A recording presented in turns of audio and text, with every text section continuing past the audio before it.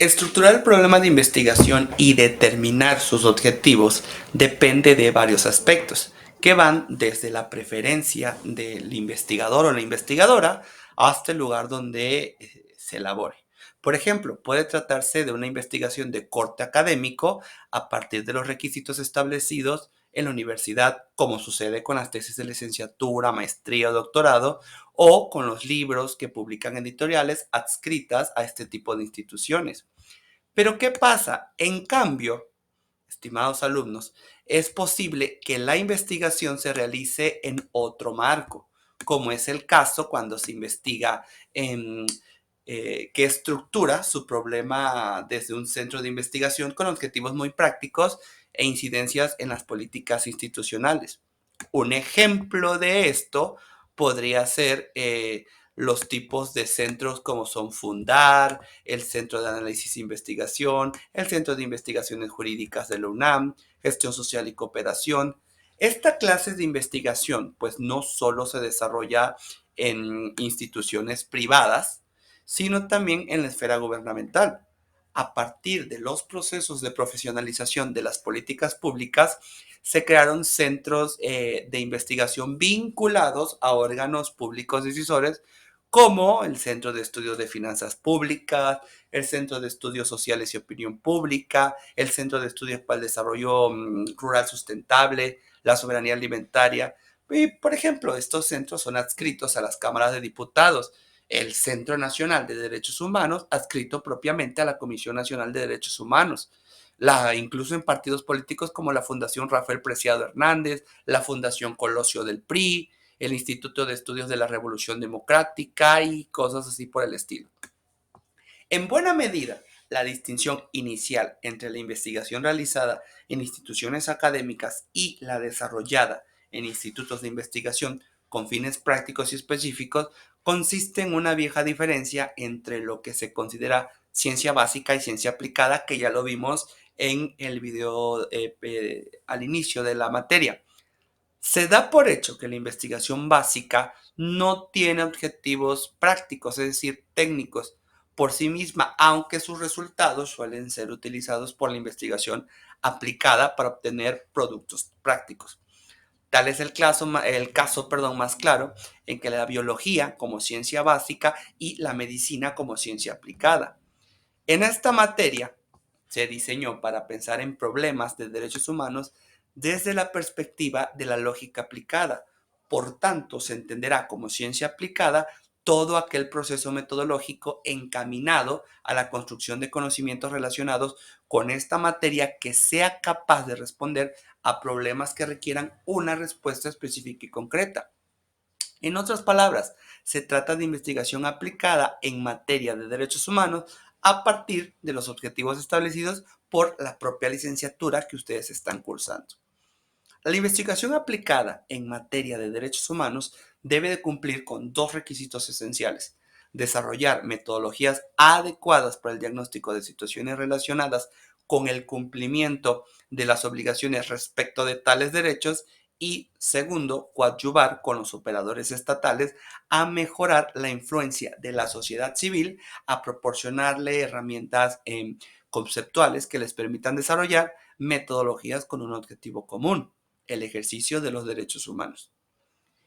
En particular, el trabajo de análisis que pueden desarrollar ustedes dentro de su licenciatura, pues podría entenderse que puede ser a partir de las presuntas violaciones de los derechos humanos sometidas a la consideración de los casos que ustedes estudien, pero además también de los procesos de documentación de quejas que incluye incorporar una metodología para procesar la información creada por la misma recabación de información que ustedes están teniendo y identificar patrones sistemáticos de violación a los derechos humanos en el marco de quejas y denuncias presentadas ya sea en la comisión estatal o en la comisión nacional o en las propias comisiones municipales, y así poder emitir informes especiales correspondientes y utilizar criterios metodológicos y jurídicos necesarios que permitan una adecuada valoración de los documentos que sustentan las determinaciones acordadas.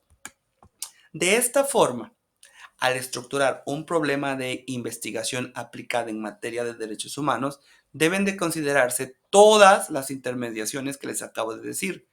Ahora, ¿qué significa estructurar un problema de investigación? Básicamente, responder dos preguntas. ¿Qué se estudiará y cómo se estudiará?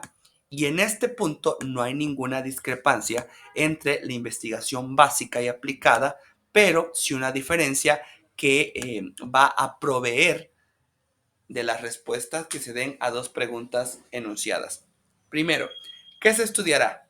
Esto implica que tengamos claro no solo el problema social, sino la estructuración del problema de investigación, que no es otra cosa más que ordenarlo mediante procesos de simplificación. La realidad de por sí es sumamente compleja. Por ejemplo, según la teoría del caos, el aleteo de una mariposa en un extremo del mundo influye en un tsunami ocurrido en el extremo opuesto.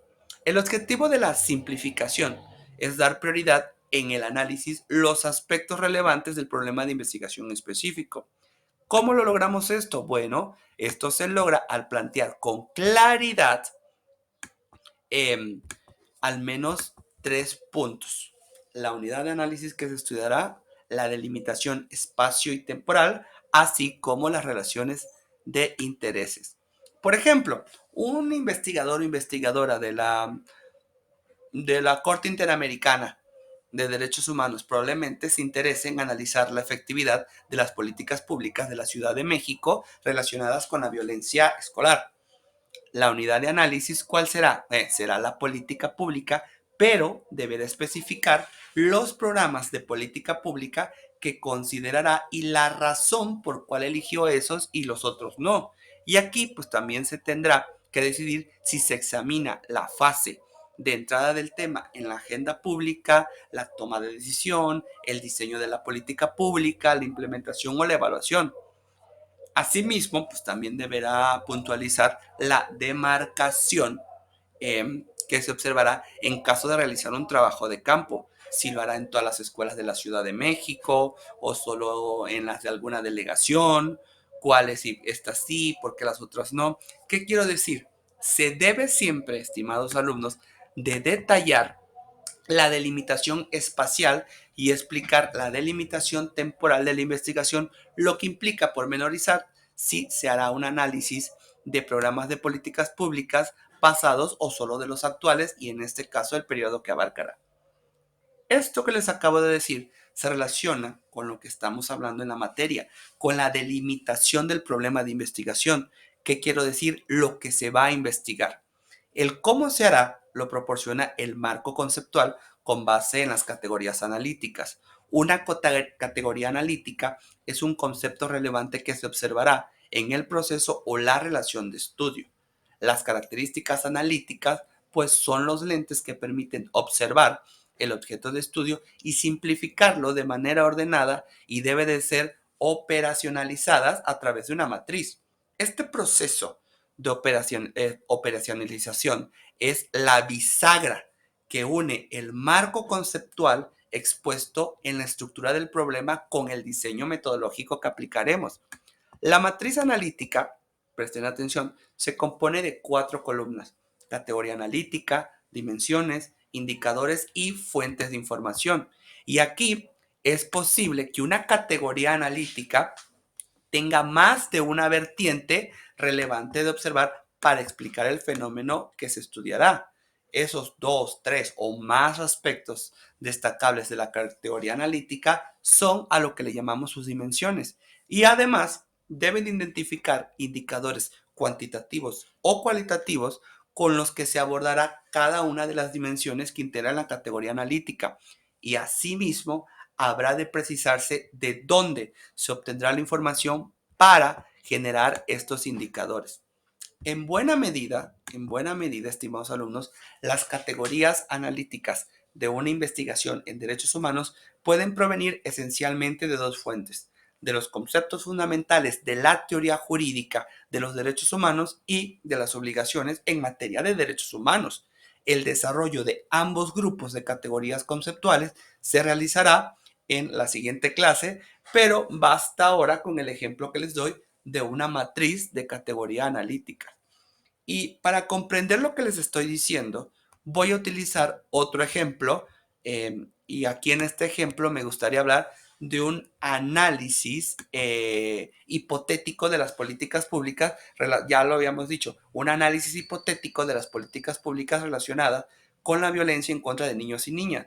Aquí varias pueden ser nuestra categoría analítica. Si hubo o no hubo participación ciudadana en la formulación del problema, en el diseño de la política pública, tal como fue diseñado, cumple con los requisitos provenientes de las obligaciones en materia de derechos humanos.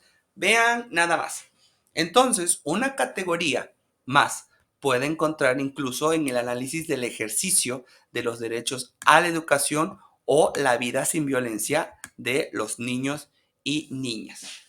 Como parte de la estructuración del problema de investigación, se elabora la presentación, conceptualización y explicación de las categorías analíticas en las que se basará la investigación. También es esencial que se especifiquen las relaciones entre las diversas categorías analíticas. ¿Qué quiero decir? Cómo interactúan entre ellas. En cambio, su operacionalización, que recuerden, es la construcción de una matriz como la que antecede la elaboración de un mapa conceptual, puede realizarse ahí mismo o en una zona específica dedicada a la construcción metodológica del problema de investigación. Más adelante dedicaremos unas líneas al diseño metodológico y a las técnicas de investigación para la construcción de datos. Hasta entonces.